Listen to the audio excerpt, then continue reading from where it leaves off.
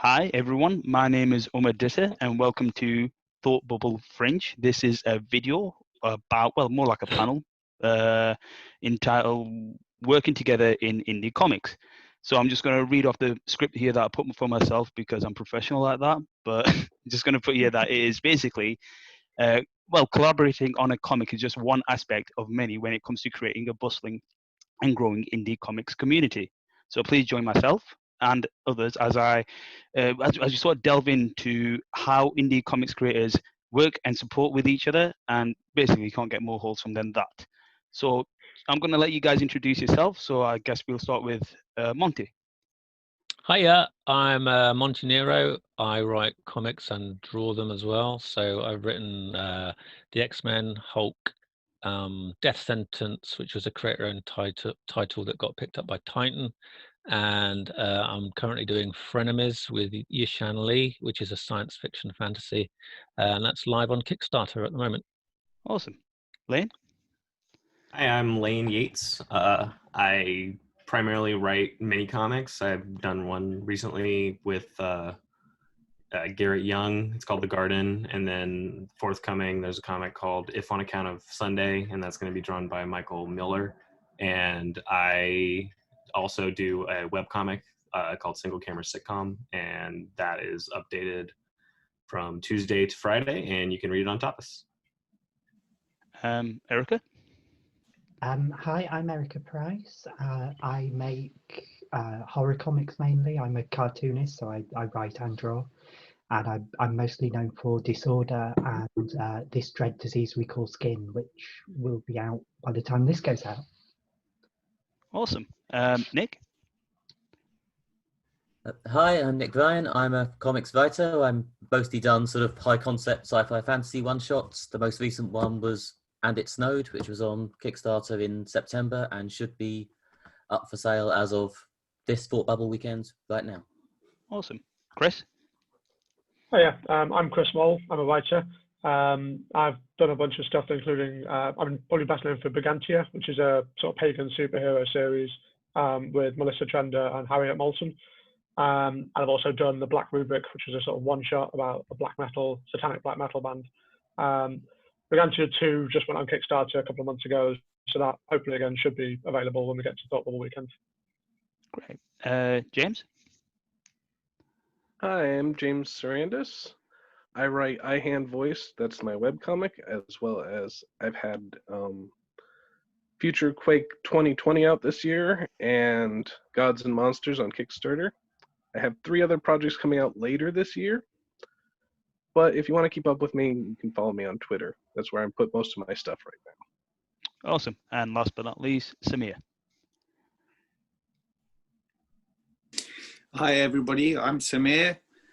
I've been creative most of my life and decided now I've hit 40 that I really want to do my comics that I've always wanted to do. So I got the chance to do my first published piece with you, Omar, for Grimfest, which was an 8-page story called The Discotheque Demon, which was great fun and good learning. I'm predominantly doing loads of different stuff right now. I paint, I'm trying to learn how to write. I'm also trying to figure out how to do more comics and stuff. I did an 8-page story called The Ghoul, which hasn't been printed yet, but should be potentially coming out at some point as well. Also, I have an exhibition in the end of November in Shoreditch, hopefully, if everything goes okay with COVID. We'll see. Awesome. So that's great. Now that we've introduced everyone, we're just going to get into the sort of meat of the panel that we have here.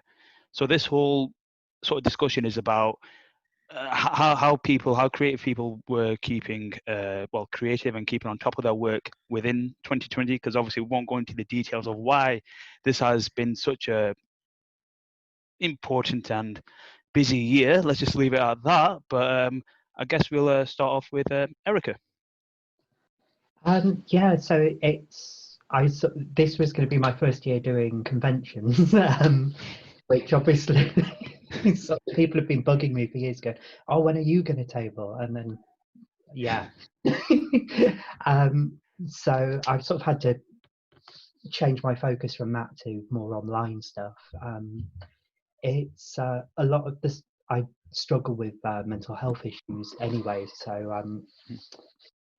I sort of, a lot of the stuff that I apply to getting through bad patches of that have applied to what I'm doing now. So sort of longer term thinking and sort of going, it's okay if stuff takes longer, and sort of focusing on the fact it's a marathon rather than a sprint making a comic.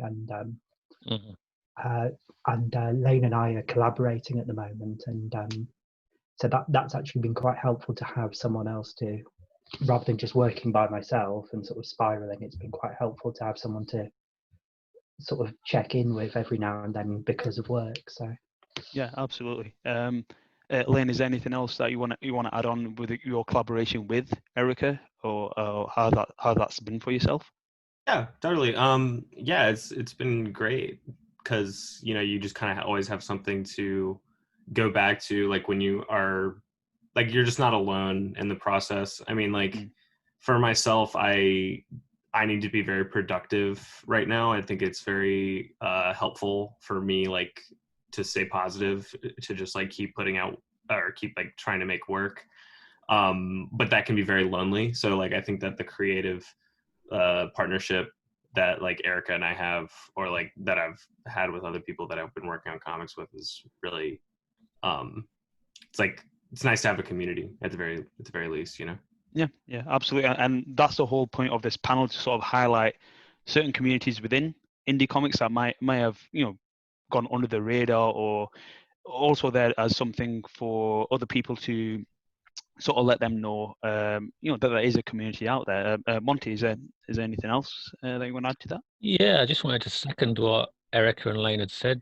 I mean, during the pandemic and all the lockdown and stuff, I found working very cathartic, just to sit down and draw comics. It's like a world you can control, isn't it? So I get a lot of peace out of doing that. My mind sort of like calms down, and I really enjoy doing that. But also something that's massively helped is like getting together online with people like yourselves. We've had a lot of Zoom conversations with big groups of comic creators over the last few months, and I found that massively helpful, because when you're scrolling through Twitter and you're doom scrolling everything, it's just really depressing, and you get a really distorted view of the world and everybody in it. And then you come onto something like this, and they're all very different people, but everyone's so lovely and helpful and positive, and they're interested in each other's work, and you just have a laugh. You just talk about food or something, you talk about something stupid for like 20 minutes, and it's just really, really lovely. It's really cathartic, and it really helps you sort of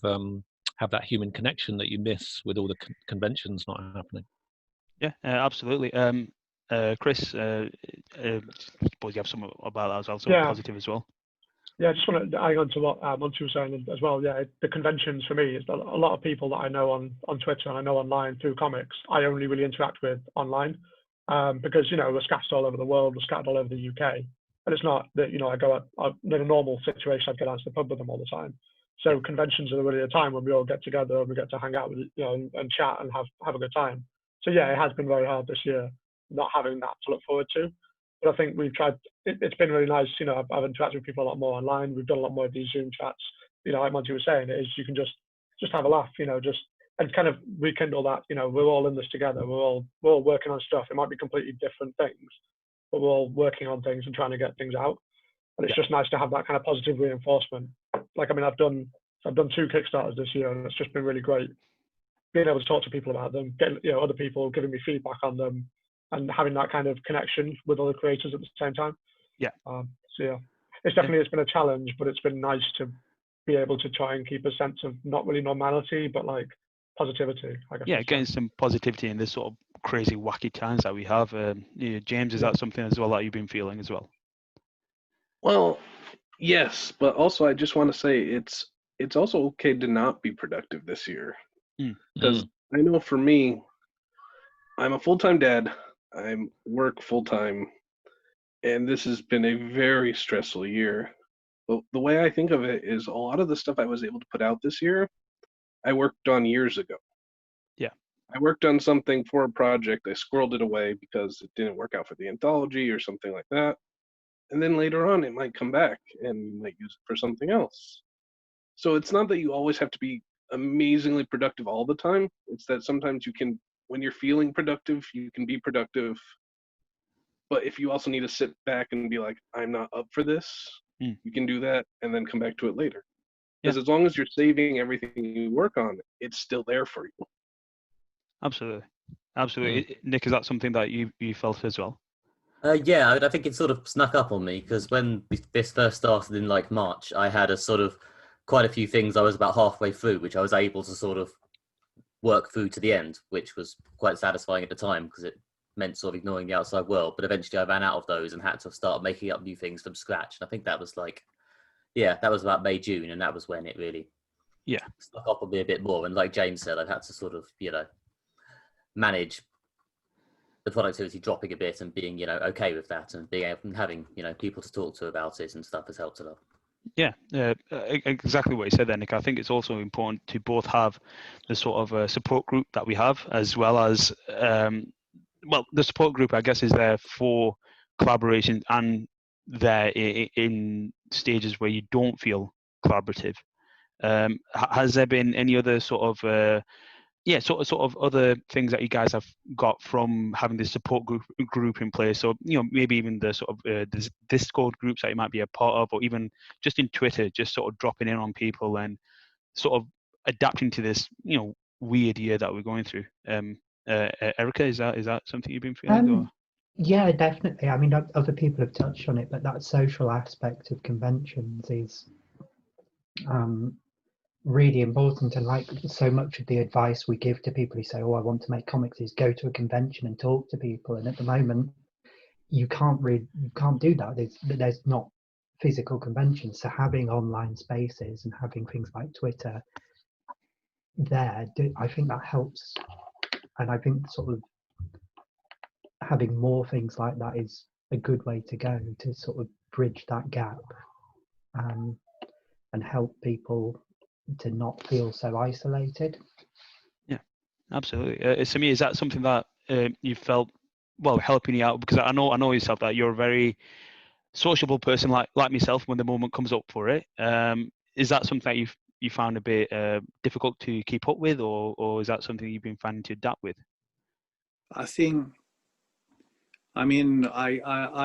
was already prepared for this because I'd already been through enough health stuff, as you already know. I've been through like a fair few things over the last few years, so it was kind of like, okay, I've kind of been able to adapt a bit better than most people because I'm used to being in weird situations per se. But now it feels like, although I feel bad about the situation, I feel like I can be compassionate with people, but also understand that I can handle this situation. For me, as a creative person, I need deadlines. I need pressure. We've discussed this before. I need to see the end in sight. So when I was working, for example, on a painting and I had months to do it, it got to the stage where when I was doing it, I started beginning to procrastinate because I was just like, okay, when should I finish this? In terms of like, when it comes to like the comic stuff, I've always wanted to do comic stuff, but I've always put it off because I've felt insecure about my work and how I'm going to tell a story per se. But obviously I just decided that during lockdown it was a perfect time for me to kind of like say, okay, you know what have I got to lose, kind of thing, as soon as I get an opportunity, I just take it with both hands. Yeah. So sorry, is there anything else that you going with that deadline sort of vibe, that thing that Samir just touched on there?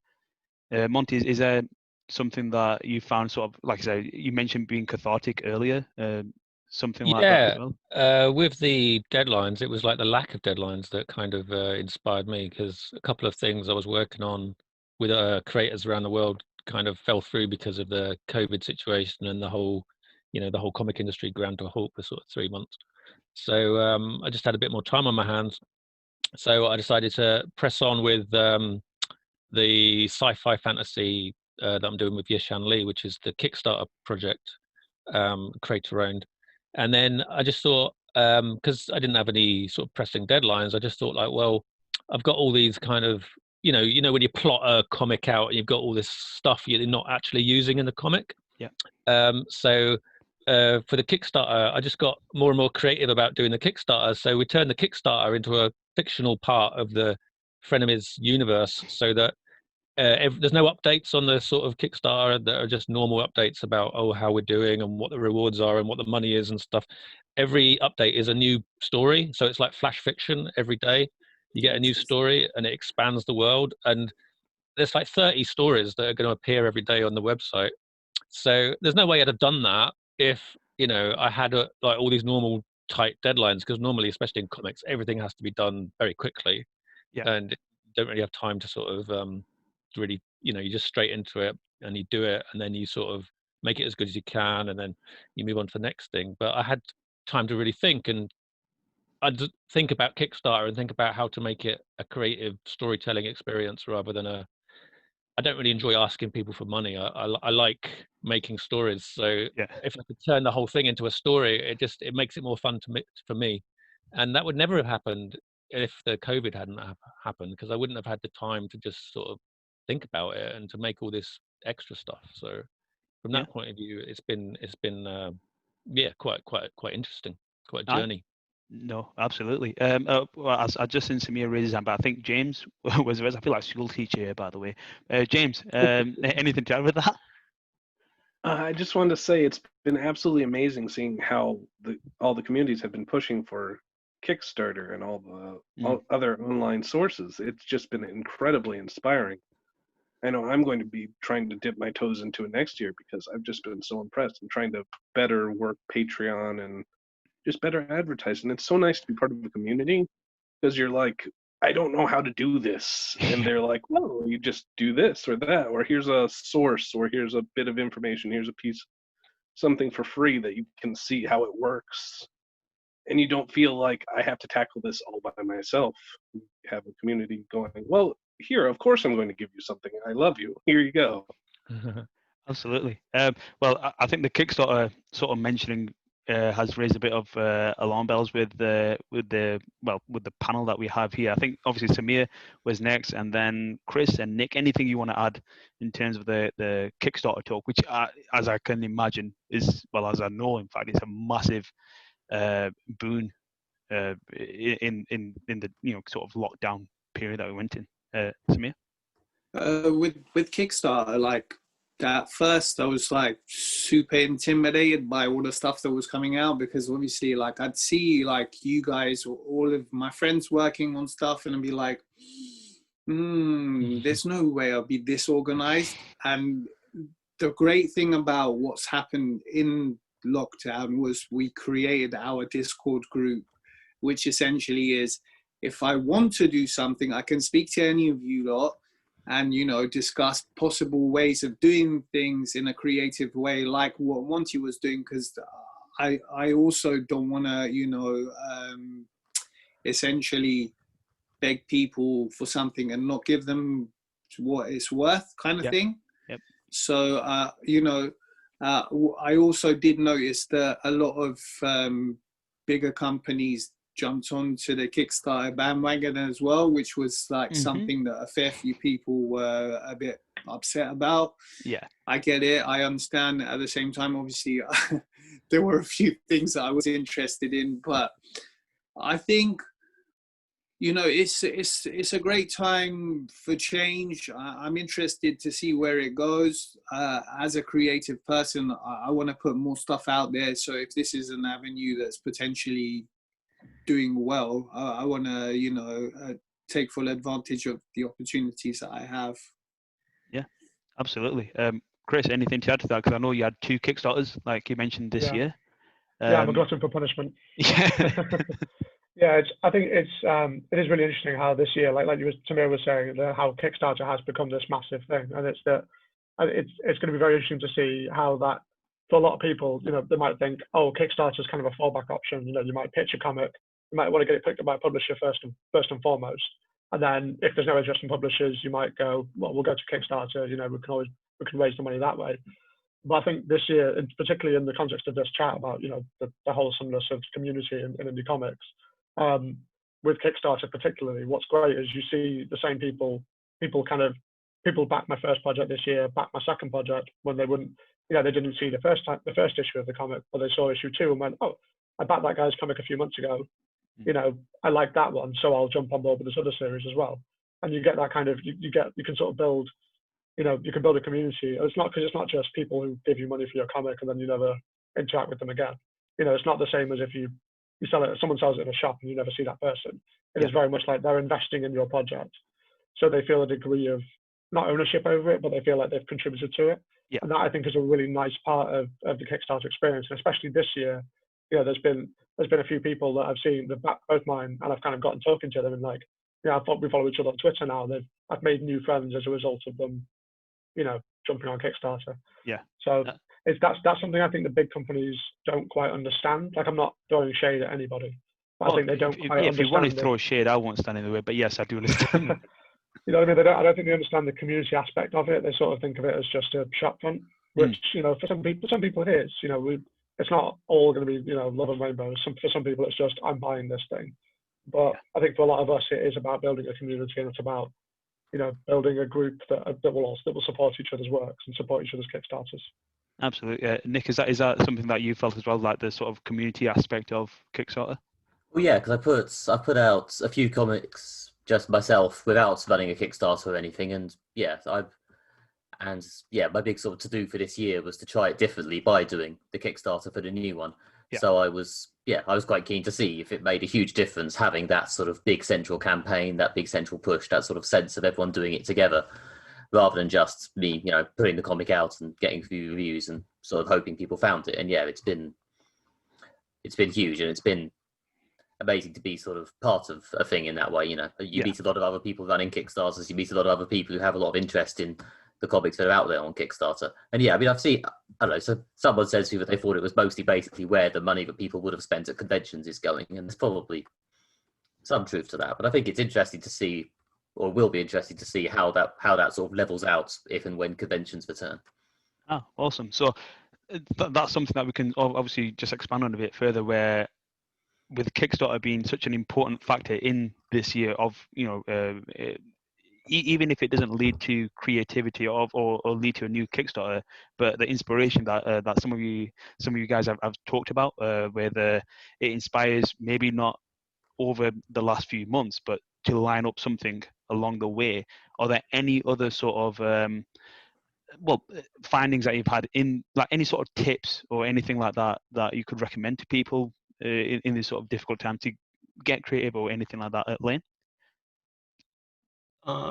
So I am relatively new to making and producing comics. I've only been doing it for a few years, and I have a printer, and I just kind of I will print a lot of my comics. A lot of my comics are black and white, so I do kind of my own I print and distribute them to people, or send them to people or shops or something. And you'd be surprised how if you just if you walk into a shop, a lot of the time you could be like, do you guys want to carry this comic, or something like that. And it's not a lot of money because there's a consignment fee, but just to get your stuff out there and have other people see your work and stuff like that. And as a physical object, not as a internet thing, because I mean, I love making my webcomic, and that's completely online. There's no physical copy of that.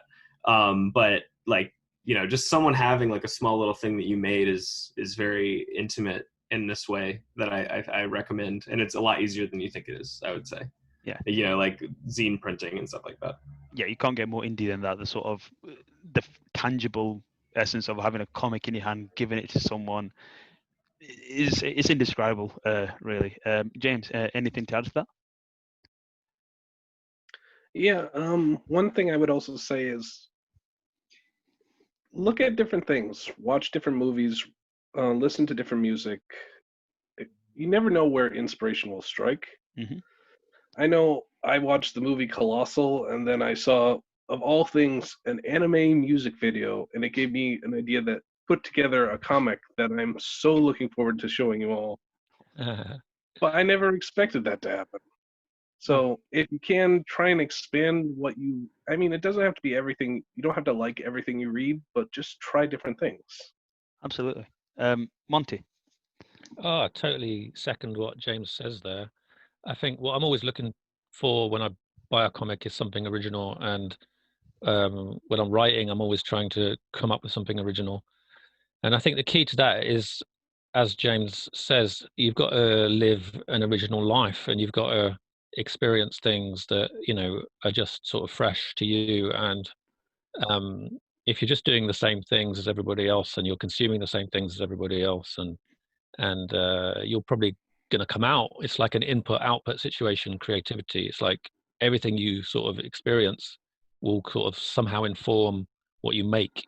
So you've got to be someone that if you're serious about being a creative person, you've got to consciously go out and experience new things and original sort of things, and it can be through reading, it can be online, it can be in real life, whatever you're comfortable with.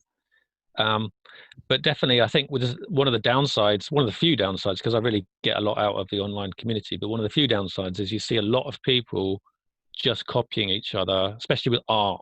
You see very similar art styles that are popular on Instagram, and you see like thousands of people all doing exactly the same style because it's popular. And that's not a way to A, fulfill yourself, or B, to be creatively kind of successful. So I mean, everyone when they start off copies a little bit. They sort of copy people they admire when they're kids and stuff, and they're trying to learn. So there's nothing wrong with that as a phase that you go through. But once you're trying to create your own work, you've got to always try and seek out that originality. And then the other thing is, I think, is to also work with friends where you can. Which is where these sort of groups and conventions in the past and these online groups come in, is you sort of make friendships with people, and then you can create a comic together.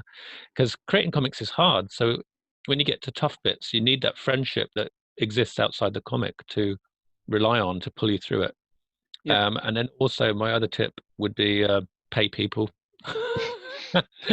Whenever at all possible, just pay people as much as you possibly can, because apart from anything else, I mean, it's the right thing to do morally, but it's very important as far as you want to get a finished product that you can then carry on with. So everything has to be set up right with that, so that if you get a Kickstarter that's funded, everybody shares equally in how that money that comes in. So the artists are getting paid, and letterers are getting paid, and all that kind of stuff. Awesome. Erika, any more tips or anything to add to that as well? I think it always feels like before you start making comics, it feels so big, and it's just break stuff down into smaller steps and start doing it. And also ask for help. Like if you don't know how to, say, format something for print, go and ask someone. Absolutely. Just going back to that sort of community thing that everyone here is talking about, and just going back to my sort of, I should have been a teacher. I think we've got Chris, and then Samir, and then Nick. So we'll go in that order. Chris, anything to add? Just following on from what other people have said, when you're trying to think of things to make, it's about the alchemy of what your experiences are and what you know about what you're interested in. So I mean, during this year, for example, I've been watching a lot of like documentaries and travel shows and stuff about different places I've never seen before, because I find that interesting, and it's things that kind of, it all bumbles together in your head, and you get something interesting out of it.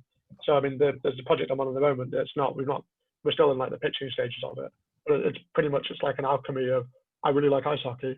I really like the 1977 movie Slapshot, which is an ice hockey movie. and I really like Jessica Fletcher, you know, Murder, She Wrote, like old school too. So it's like a murder mystery set in a small town in the 70s. It's just a real jumble together of things. I was like, I've never seen a comic like this, and it's stuff I'm interested in and I'm passionate about it, and it's that alchemy of things to just take things from everywhere. I mean, I've been in bands for years. Like I've been a musician for years. I remember speaking to a guy in another band once about you know, what kind of things are you into? And we were talking about, you know, the music we liked. I was like, what sort of stuff do you listen to? And he was like, he only ever listened to the same genre that his band played.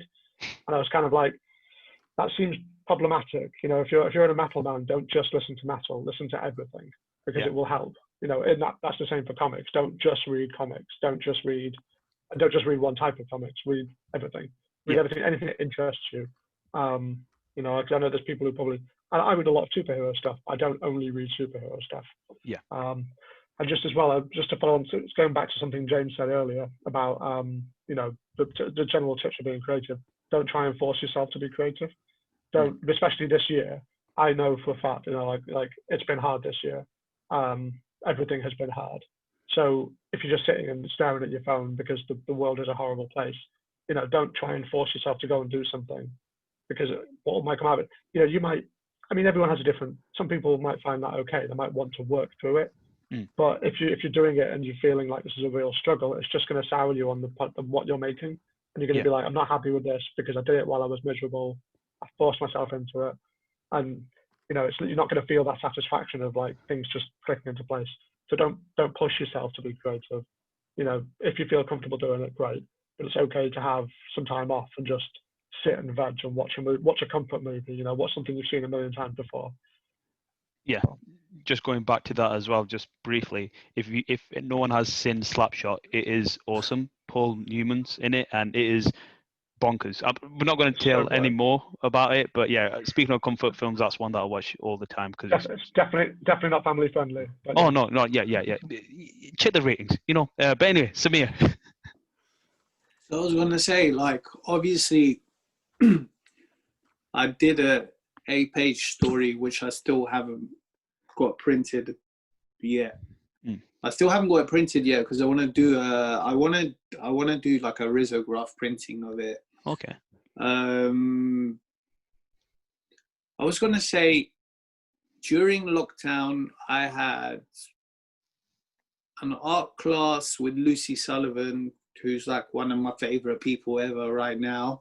She's been super supportive and stuff, and I'd learned a lot of stuff from her via that one class. I think the main issue with me was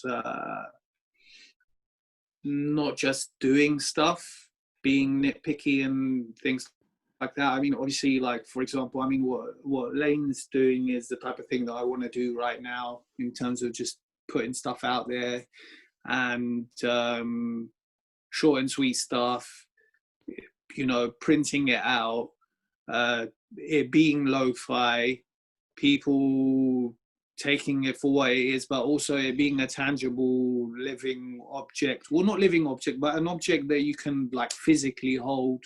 I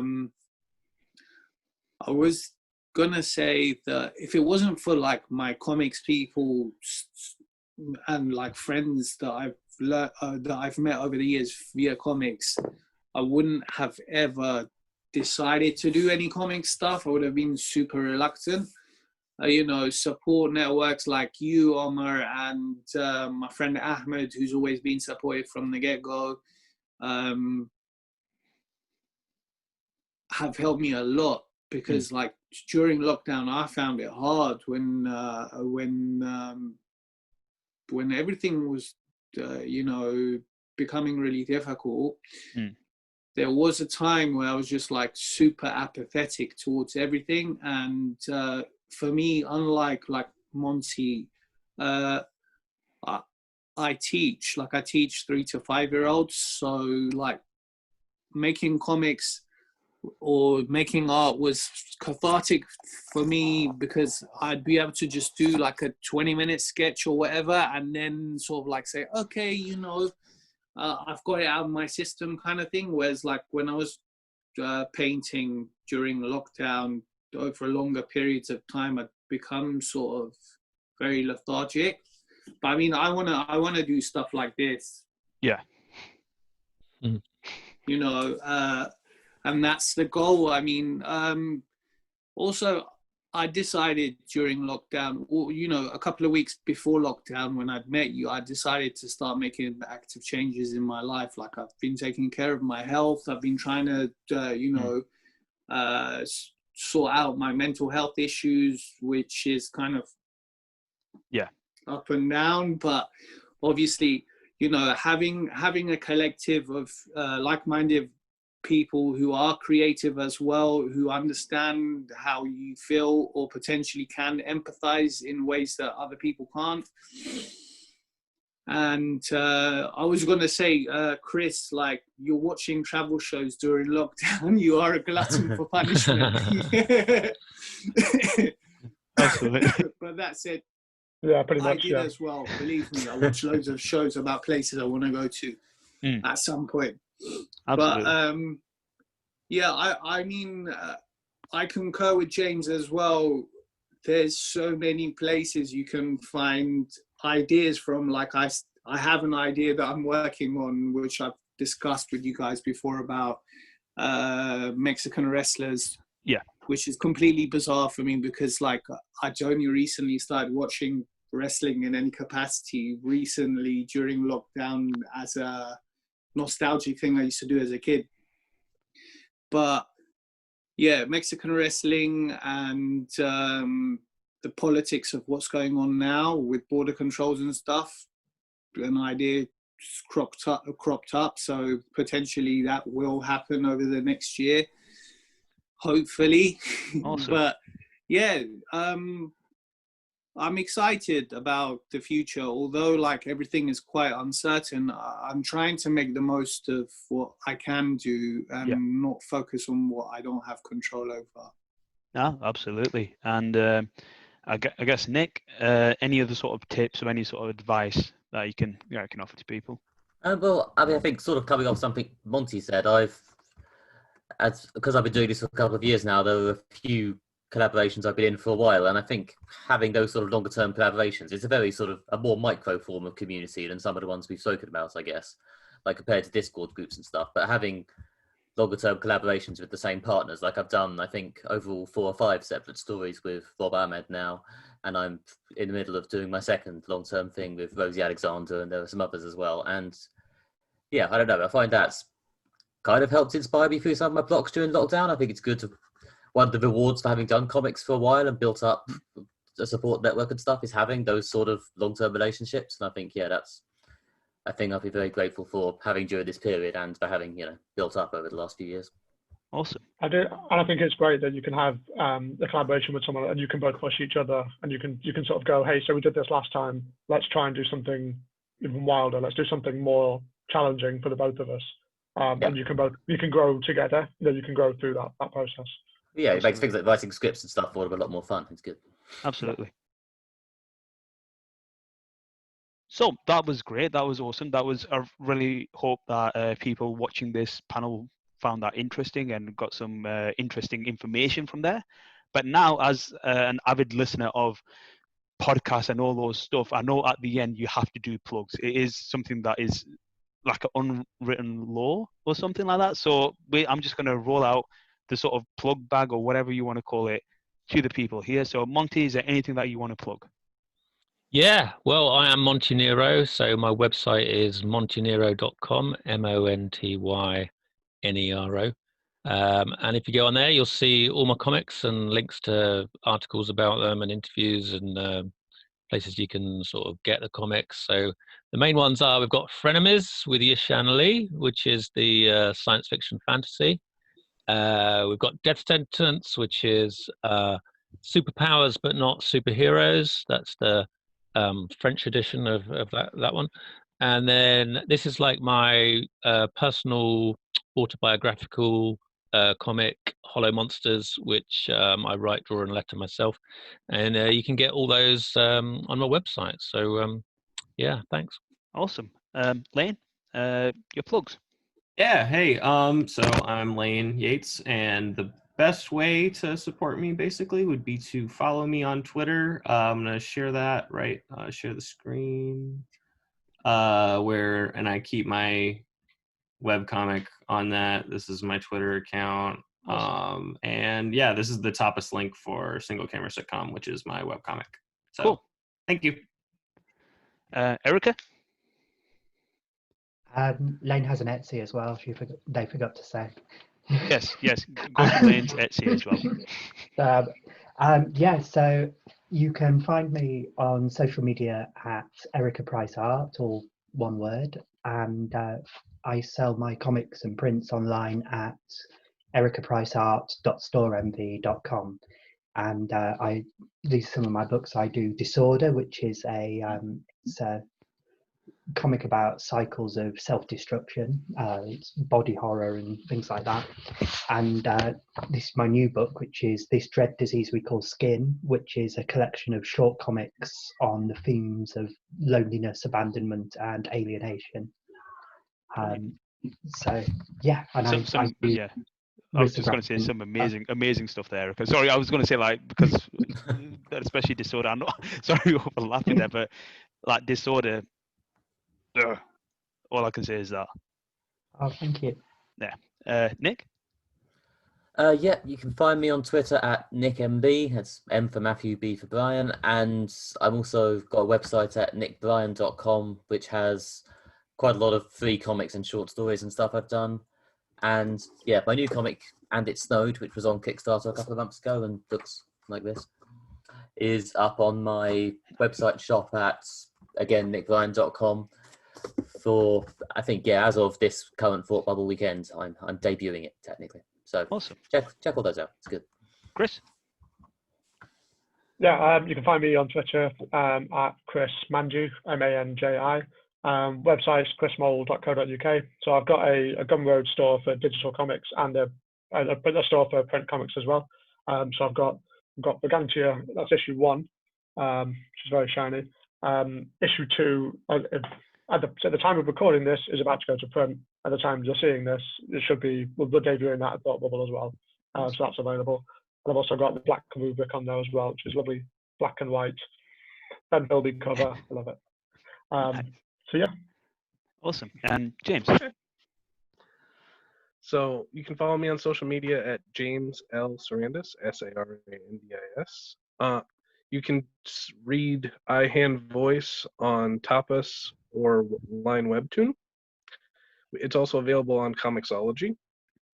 Just want to say it's EYEHAN, because it's not like iPhone, it's EY. Oh, yes. Yeah. EYEHAND, etc. Yeah. And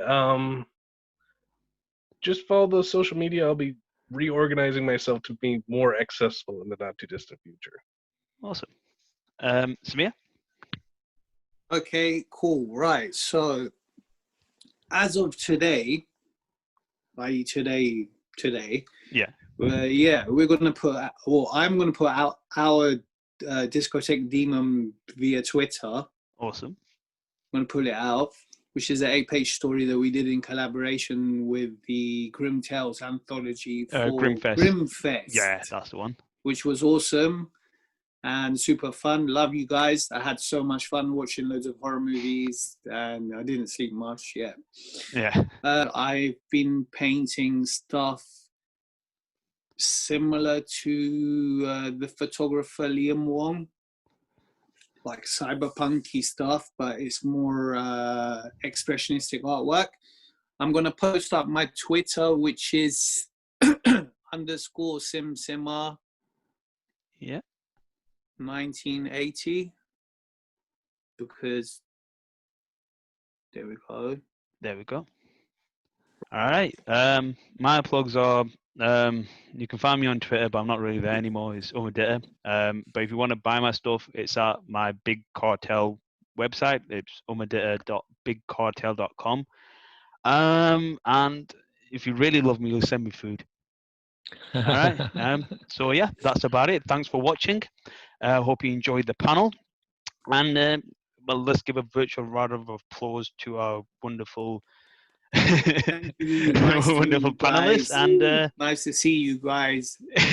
exactly, Yeah. and enjoy your Thought Bubble weekend, even though unfortunately it's not in person, but we're still a community and it's going to be awesome. See you guys in next year.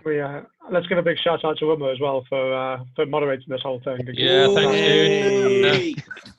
You're This gonna make me promotes blush. of indie You're gonna comics. make me blush. Oh yes, yeah. Lad Untethered. Find it on Big Cartel. Go to Big Cartel and send me money. See you later. Bye. Yeah.